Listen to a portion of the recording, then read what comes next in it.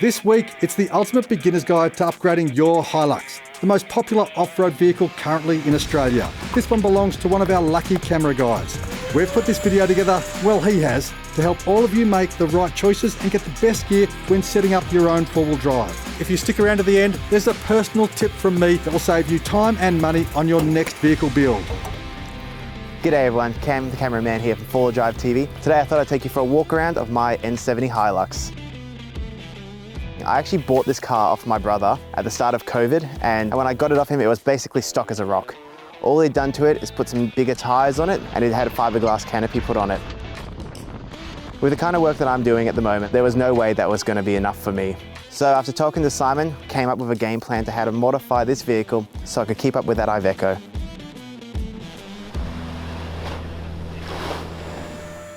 This build couldn't have come together without the help of Piranha Off-Road. They installed the winch, the driving lights, the lift kit, the tray, the canopy. They made a custom headboard. Let's walk through this build together. At the start here, we put an ARB commercial bar on. We are working on a budget here. It is my first four-wheel drive. I originally was going to go for a safari bar, but at the time they were just commanding insane money. While at the front of the vehicle, one of the other things I've done is change the grille of the vehicle. This is purely an aesthetic thing. I'm not a huge fan of the SR grille that came on this car. Now I need to be able to see at night because sometimes our shoots go quite long. So I went with the Nava Ultima 180 Mark IIs. Now the reason I chose the 180 Mark IIs is they are 15,000 lumen as a pair. They throw a light at 5700 Kelvin, which I find is quite a nice light to drive behind. As they are 30% brighter than the Mark 1s, and they throw a beam 20% longer. The cool thing about these lights over a lot of other driving lights is they have a daytime running light built into them, which is perfect for that additional visibility on the road. The other great thing with them is they run a polycarbonate lens, i.e. this piece of plastic that's on them at the moment. Now the great thing with these is that with them on, I don't have to worry about the actual lens, which is also a polycarb. So the great thing with these polycarb lenses is that you can replace these if you like. The other thing I really liked about the Nava 180 Mark IIs is because they are a smaller unit, you can get the 215s, which are a little bit bigger. I think I liked about these is that it still allowed airflow over the radiator because I didn't want to worry about overheating, especially when you're out further west in Australia. And at the end of the day, this thing's got to be reliable. The other thing I really liked about the Nava 180s is that the pack they come with, obviously you get the two lights themselves, you get the two polycarb lenses. There's also a black set as well if you want to dim the lights down, and also a bit of an aesthetic thing. And they also come with 3 sets of these inner bezels. The bezels are a bunch of different colors from factory. They're green, blue and gray. I've been going for a bit of a black and red theme with this ute, so I ended up actually painting one set red so I could color match the rest of the ute. As my job is to follow Simon Christie around Australia, at the end of the day I needed something that would just work. Next thing, Piranha actually gave me a hand to install my VRS 9,500 pound winch. I went with the VRS winch because at the time we were running them for work and I knew they were just the most indestructible things. Now I picked the VRS winch because I know that they are a solid and reliable unit. This particular one, not this exact one, is actually what we used to run on our Colorado camera car, and I've seen them work underwater, so I'm sure they're fit for purpose. Now at 9,500 pounds, we should have absolutely no issue pulling the Hilux out of any situation I can possibly manage to get it into. It's never let me down. It's recovered my brother's 79 series out of bog holes. It's recovered the uncle's patrol out of snow drifts. And it's just overall, it's just been a really good asset to have on the ute, and it's a great insurance policy. When looking at winches for me, it was important that I went with a synthetic rope. With the infrequency that I use this winch, mainly because I have the Iveco with its 20,000 pound winches front and rear to help pull me out of a bad situation, this winch isn't used frequently. There was also the safety factor. If a synthetic rope is to fail, it is far safer to be around when it fails than a steel winch cable is. When it's coming to buy a winch, don't cheap out. Buy something with a good name and that's reliable, because your life could depend on it. Whilst Piranha was also helping put the lights and the winch on, they also gave me a hand to install my UHF radio. Moving on to the side. There was a set of flares on it when I bought it off my brother. Unfortunately, they just deteriorated in the sun, so it was time for a new set. And I thought the black matched the bar and the steps behind me perfectly. Now, when I bought it, it had the original Toyota steps on them, and I'll be honest, I kind of destroyed them the first time I took it off-road. I think it was time for something a little bit better, and these ones have taken a few knocks in their time. Now, originally when I bought it, it had SR5 rims on it, even though she's only an SR, and that was fine, but it just wasn't my thing. So instead, I've gone with a set of 17-inch D-hole dynamic rims. I went with the Steelies just because they're a little bit more invincible, and it's a timeless classic. Got them wrapped in a set of Cooper AT3s, and these are a 265/65/17, which is around a 30.5 inch. Factory, the N70s came on a 28.9 inch tyre. I could be mistaken, it's about that. So this is the biggest I could legally go.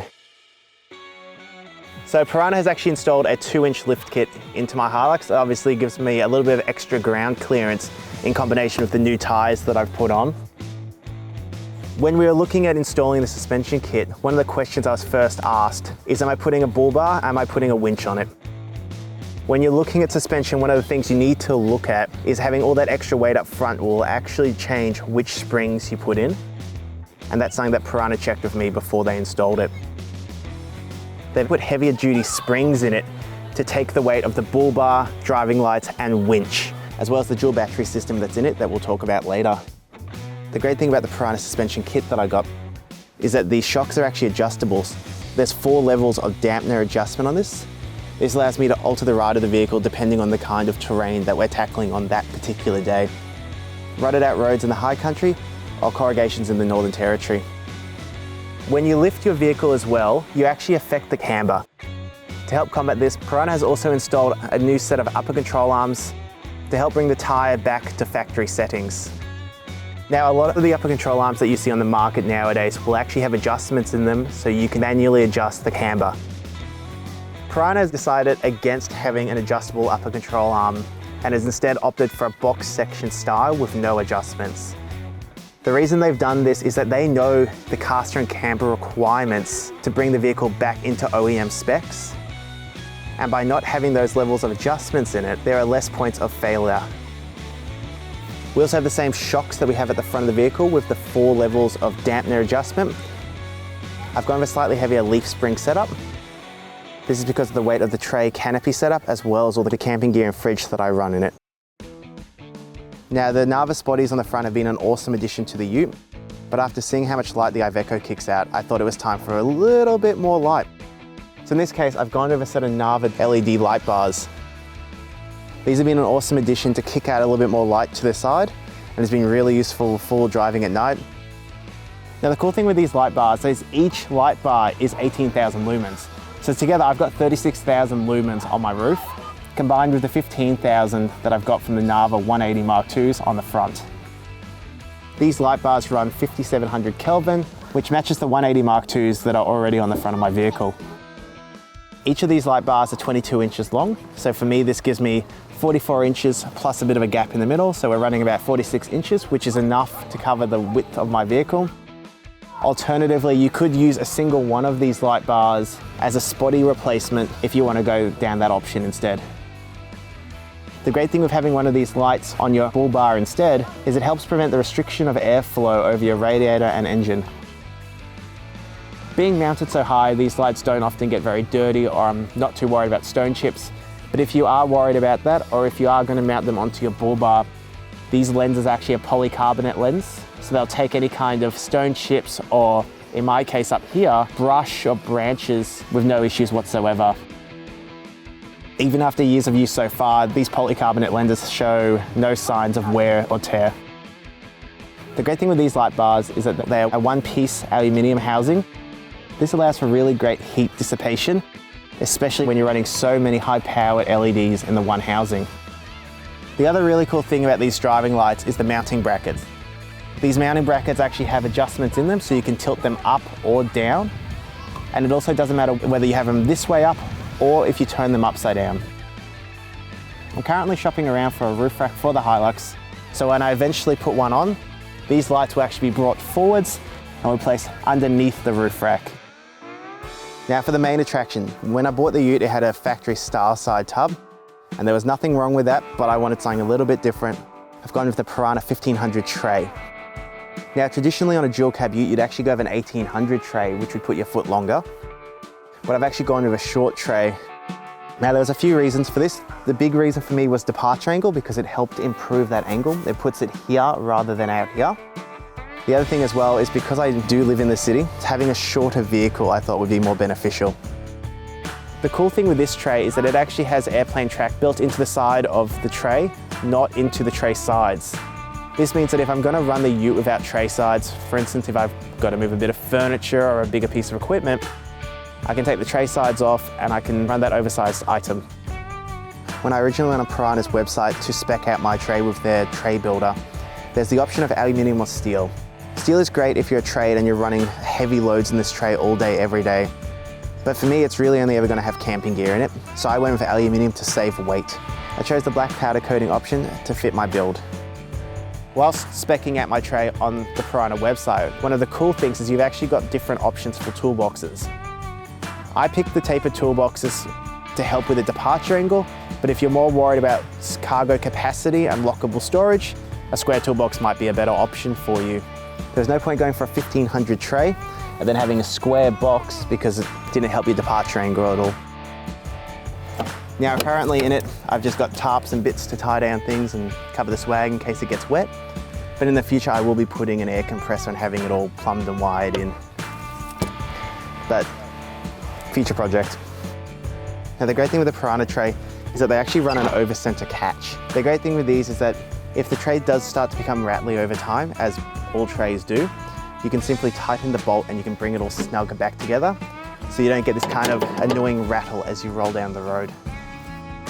Now I've also opted for a trundle drawer. I could have gone for a water tank instead, but I thought the additional storage would be a useful asset. Because of the 1500 tray, I've ended up going with a 1200 drawer, which is the longest you can put in this unit. Currently I've got all of my VRS recovery equipment in it, but for the longer trips, this equipment might go into one of the toolboxes and I'll end up using this for more long-term storage, such as tools, spare parts for the car and such.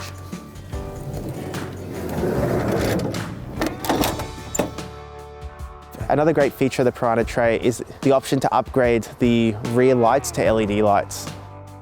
I've actually gone for the premium LED tail lights. When I picked the premium kit, there were a few different options on style of LED light. I've chosen the circle just because I thought that was what looked the best. These include a sequential turn, which I think just looks really cool. Piranha's also installed additional mini LED bars underneath my tail lights. This is to give me an additional light when attempting to reverse in the bush after a shoot's gone over time. Even after buying the tray, you can still go back to Piranha and buy a rear ladder rack for this tray if you'd like. I've chosen to go with no ladder rack, and instead I've just got additional tie-down points. The top pins on both the additional ladder rack and also on the headboard are removable if height clearance is a problem, especially if you're living in an apartment or you frequent underground car parks. Now in the back of the canopy, I've also decided to go with a set of Nava work lights. The great thing with these work lights is that they are waterproof, so they happily just sit out in the elements all day like these ones do. I've got one as a flood and one as a spot, so I've got options. So I can always have one aimed down if I'm prepping dinner on the back of the tray, and have the other one as a flood while I'm setting up the tent. Let's talk about the canopy now. Now this is an 800 long canopy. This was quite a controversial topic in the office, but I didn't want to go for a full length canopy of 1500, which I could have done. The reason I chose an 800 is that I wanted 700 worth of tray, chuck the swag, chuck some firewood, even to chuck the bike on the weekends. The 800 canopy is made of aluminium, which helps keep the weight down, and the bare unit only weighs around 70 kilos. So for me, this was the perfect combination. Now I better show you inside the canopy as well. Now the whale tail lock that I've got on this canopy door actually has built-in central locking. So what we've done is we've wired it into the central locking on the Hilux. When I press the button to open the door on the Hilux, it also unlocks my canopy. Now in future, I can actually install the same lock system onto the toolbox and the trundle, and then the whole vehicle will unlock in one go. But that's a future project. Now this is still a work in progress, but me and my brother have been working on putting a fridge in the back of my ute because he's sick of me scabbing his. Now I've opted for a drawer fridge. I went with a drawer fridge because everyone goes for your more traditional style fridge with a drop-down slide, or for an upright fridge. Because I'm only running an 800 canopy, if you have a drop-down fridge, it ends up taking up the whole space and you can't put anything on top of it. or if you go with an upright fridge, it just takes up the whole space, which is perfectly fine on a 1500 and 1800 long canopy. But for the shorty, I needed something that I could have all my stuff on top. Piranha's also helped out by building me a custom headboard, because at Piranha, not only will they sell you pre-manufactured parts like the trays, the canopies, they'll actually custom make things for you as well. So they've actually made a custom headboard for me with an integrated fuse holder, so many USB points I can't even point at them all.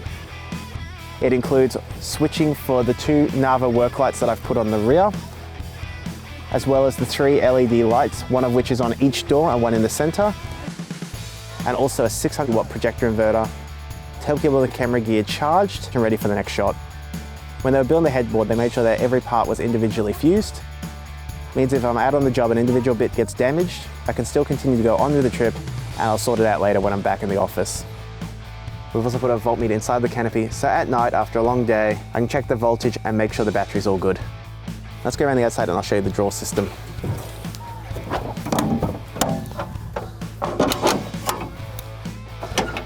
Now on this side, I've decided to keep it just nice and simple, so I've just installed the 1 drawer. This way I can just have all the essentials in it. My first aid kit, some of my recovery gear, food, emergency water, just your general stuff. The reason I haven't gone with a multi-drawer setup is that this is not only a work vehicle for me, but it's also my daily. So I wanted to keep the canopy reasonably open and empty so I can still use it every day. So to comply with Victorian road laws, the lighting on the Bulbar and also on the roof has to be controlled by a button, and also when you activate the high beams. So to keep it all legal, we've had to install a few buttons on the dash. Now I've opted to have them going here, so I've got a driving light and a LED light bar one on separate switches, just so I can choose which lights I have going at what time. Piranha's also installed a dual battery voltmeter for me, so I can check both batteries and make sure everything's all good. My Hilux is a 2007, and it was a little bit lacking in the infotainment center, so I've actually put in a new radio and the UHF that was installed by Piranha. Before this, I had a Mazda 3, so this car is quite an upgrade in terms of size. Because that reversing was a little bit tricky for me, especially only having mirrors and no reversing camera. So I've opted to install a reversing camera as well, just to make my life a little bit easier. Now, it wouldn't be a build by Piranha Off-Road if we didn't have one of their legendary dual battery management systems under the hood. I've opted to go with a Piranha tray and dual battery system, and I've decided to put it under the hood. This was because I'm only running an 800 canopy. I wanted it out of the way, and there was a perfect spot in the N70 just to tuck it in the corner. To power the second battery, I've opted to go with the DBE 140S. This allows my alternator to actually charge my secondary battery and prevents me having to run a solar panel. So in the future, when I do put a roof rack on the vehicle, I don't have to worry about damaging the solar panel. The reason I like the Piranha battery tray is because most trays that you get, they just clamp down onto the tray itself. But when you're doing a lot of forward driving, the battery can still shake back and forth, which could lead to it fail at some point. The Piranha one actually holds against the guard, which allows 3 points of contact for the battery onto the frame, which I thought was a more secure option, especially with some of the tracks that Simon tries to make me do. Piranha makes quite a few different types of battery trays. This includes anything from a 2007 N70 Hilux all the way to the next gen Rangers. Just want to give a huge shout out to Simon Christie and the rest of the crew. The huge amount of time and effort that went into this build. This wouldn't have been possible without them. Now, the Hilux is definitely still a build in progress, and I'm always learning. Chuck a comment down below about what modifications you think I should do next to it. And don't forget to follow us on socials for updates on the N70 build and the places that I take it next. All right guys, most Hiluxes are a turbo diesel setup, and those suffer drastically with massive EGR intake and carbon buildup problems. And the solution is a quick, easy and cheap fix that is going to save you thousands of dollars in repair costs and a lack of performance. Do your research guys, find a good quality catch can, install it yourself to save on costs, and your intake will be protected. No carbon buildups, no sludge in your intake. It'll make your turbo last longer, and it will keep your intake open and flowing correctly.